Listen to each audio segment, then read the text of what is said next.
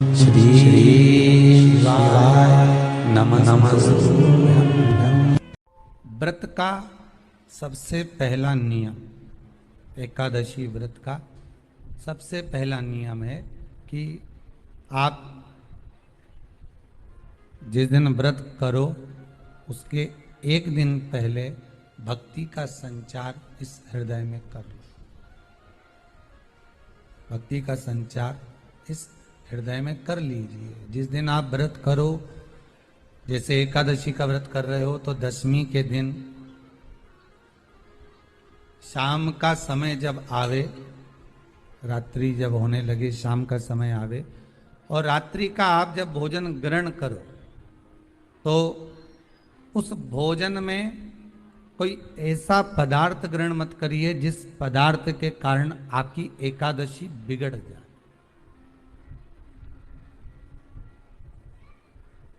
एकादशी का दूसरा नियम बहुत ध्यान से सुनिएगा।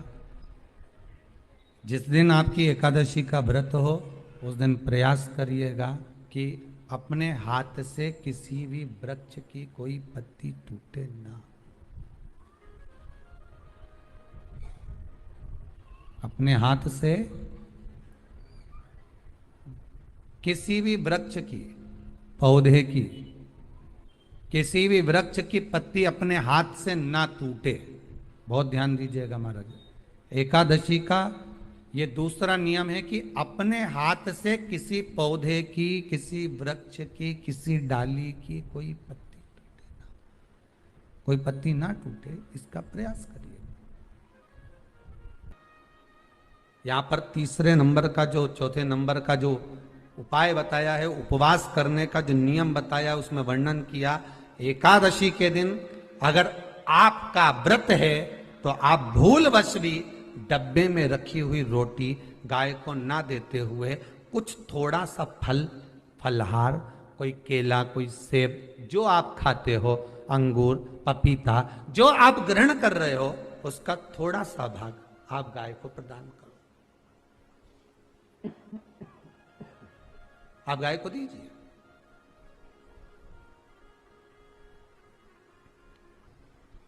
रोटी ही दिए, डब्बे में से निकाल के ले गई, गाय आई है रोटी देना, देव मना नहीं। बाकी के दिन आप आपके बेटे से कह दो रोटी दिया बेटा जा, पर आप अपने हाथों से, आपका व्रत है तो आप फलाहार आप कर रहे हो तो फलाहार का ही दान गौ माता को दीजिए। पांचवा वर्णन किया चतुर्थ भाव में, बन सके जितना एकादशी के दिन भगवान का ओम नमो भगवते वासुदेवाय का जाप करें या अपने गुरु मंत्र का स्मरण करें, या जो मंत्र आपके हृदय में समाहित हो, श्री शिवाय नमस्तुभ्यम, ओम नमः शिवाय, राम कृष्ण शिव, जो मन पड़े उसका भजन करें, पर दिल से करें। जितनी देर करते बने उतना देर करें। माला पकड़ने की भी जरूरत नहीं कि माला पकड़ के बैठता हूं तो घट की जिब्या से जप लो नहीं जी, वही उतना में ही पूरा हो जाए, वही बहुत। महाराज पांचवा नियम कहा, जिस दिन आपका व्रत रहे किसी निंदक से बात ना करें। निंदक जानते हो? भाई दूज के दिन, दिवाली की जो भाई दूज होती है ना, होली दिवाली की जो दूज होती है, उनमें ऐसा गोबर का भाई दूज बनाते हैं और पास में एक चुगलखोर भी बना है और चुगलखोर के ऊपर ऐसा भाटा धर दे, एक पत्थर। अब तुम्हारे उधर रखे कि नहीं रखे हमें नहीं मालूम रहे हो, जितने आस्था पे सुन रहे हो, पर हमारे इधर तो ऐसा रहता है, गोबर का भाई बहन बनाए और उसकी पूजन करे, उसके पास में एक गोबर का चुगल चोर भी बनाए, उसके ऊपर बाटा धर। कथा वर्णन कर रही है, निंदक से बात ना करें। मान लो किसी ने आकर आपको निंदा कर भी दी तो तुरंत सूर्य नारायण भगवान का दर्शन करें और 3 बार उनका दर्शन कर कर नेत्र बंद करें, तब जाकर वो निंदा जो अंदर गई है, अंदर पवित्रता प्रदान करेगी, तब जाकर एकादशी का व्रत लगेगा। पहले तो प्रयास करो, अगर जो निंदा करने आता है ना तो उसको उस दिन एकादशी वाले दिन दरवाजे पे लिख दो कि चुगल चोर। फिर कहा जीव की हत्या ना करे। अगला नियम है, अपने द्वारा जीव की हत्या ना हो, प्रयास करना, किसी को कष्ट ना हो। 18 नियम में से एक नियम और, प्रयास करिएगा एकादशी जब भी करें तो द्वादशी से जुड़ी हुई करें, दसवीं से जुड़ी हुई एकादशी कम करें। जो वैष्णवों की एकादशी कौन सी होती है? जो एकादशी द्वादशी से जुड़ी हो, दसवीं से नहीं। दसवीं से जुड़ी हुई एकादशी व्रत कहलाती है और द्वादशी से जुड़ी हुई एकादशी पुण्य फल प्रदान कर कर वैष्णवों को भगवान के चरण में छोड़ आती है। इसलिए एकादशी द्वादशी से जुड़ी हुई होना चाहिए। वैष्णव एकादशी। फिर अगला वर्णन किया गया महाराज, शास्त्र कहता है, अगला वर्णन जो किया गया उसमें बताया, प्रयास करें जिस दिन एकादशी हो उस दिन घर में बुआरी झाड़ू आदि जो लगती है वो दूसरा लगा लें। क्यों? उसका वर्णन है, अगर आप बुआरी लगाएंगे, झाड़ू लगाएंगे, पोछा लगाएंगे तो हो सकता है कोई जीव आपके हाथ के द्वारा मर जाए। अब एक बार ये कथा हमने काशी में कह दी थी। क्या करोगे? सारे व्रतों में केवल एक व्रत ऐसा होता है एकादशी का जिसका उद्यापन पहली एकादशी पर भी कर सकते हो। सारे उद्यापन में केवल एक उद्यापन ऐसा होता है, सारे व्रतों में एक व्रत का उद्यापन ऐसा होता है, वो है एकादशी का। ये जरूरी नहीं कि 26 पूरी होगी तभी तुम करोगे, या तो पहली में ही कर लो या फिर 26 पूरी हो तब कर। पर उद्यापन, अब तुमको ऐसा लगे कि हाँ मैं अभी तो जीऊंगी हो, अभी तुम्हारा बाल भी धोला नहीं हुआ, तुमको ऐसा लगे तो अभी तो मैं तो बढ़िया, तो पहली पर करने से क्या फल मिलेगा? तो एकादशी की नियमावली कहती है, अगर मान लो आपने पहली एकादशी पर भी उद्यापन कर लिया, इसके बाद में जितनी एकादशी करोगे वो सारी तुम्हारे खाते में जुड़ती जाएगी। मतलब बैंक में खाता खोल लो, ठीक है? खाता खोल लिया, अब जितना कमाता जाओगे उसमें डालते जाओ, जितनी कमाई करके लाओगे उसमें जमा करते जाओ। एकादशी एक बार उद्यापन पहले में भी हो गया तो बाकी का पुण्य तुम्हारे खाते में आ जाए,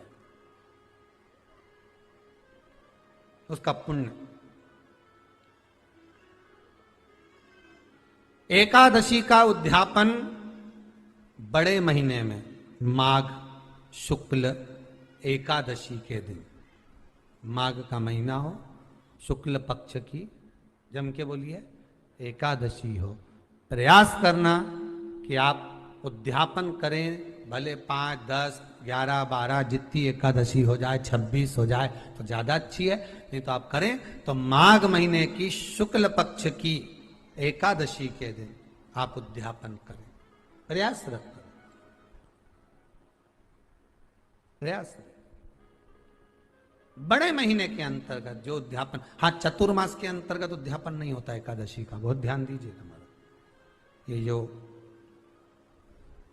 सावन भादो कुंवर कार्तिक जो 4 महीना होते हैं भगवान के शयन करने के, इसके अंतर्गत एकादशी का उद्यापन नहीं होता और इसके अंतर्गत उद्यापन करना भी नहीं चाहिए एकादशी हमारा।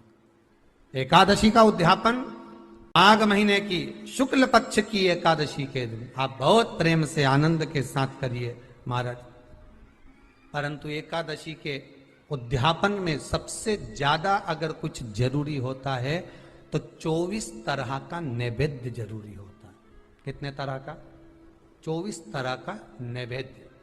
अब आप कहोगे गुरुजी उद्यापन हम कर रहे हैं एकादशी का, तो उसमें तो फलहार का हमें नैवेद्य बनाना चाहिए। तो फिर ये पुराण के अंतर्गत स्कंद पुराण में ये चीज लिखी है कि एकादशी का जब उद्यापन करते हैं तो 24 तरह का नैवेद्य बनाकर सिद्ध करते हैं। 24 तरह का नैवेद्य जान रख लेना, का हलवा बना लो, खीर बना लो, पूड़ी बना लो, सब्जी बना लो, पकौड़ा बना लो, भजिया बना लो, ऐसे 24 तरह का नैवेद्य अलग अलग चाहिए। पर लोग क्या करते हैं, खोपरा पाक बनवा लेते हैं 1-2 किलो और 24 जगह रख देते हैं। स्वीकृत नहीं है। 24 तरह का नैवेद्य रखा जाता। महाराज एकादशी के दिन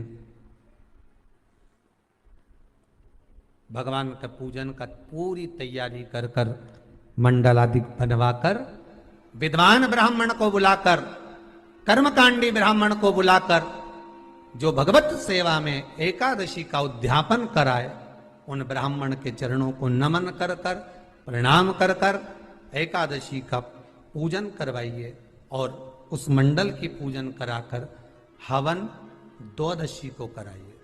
एकादशी को हवन नहीं, एकादशी के उद्यापन का जो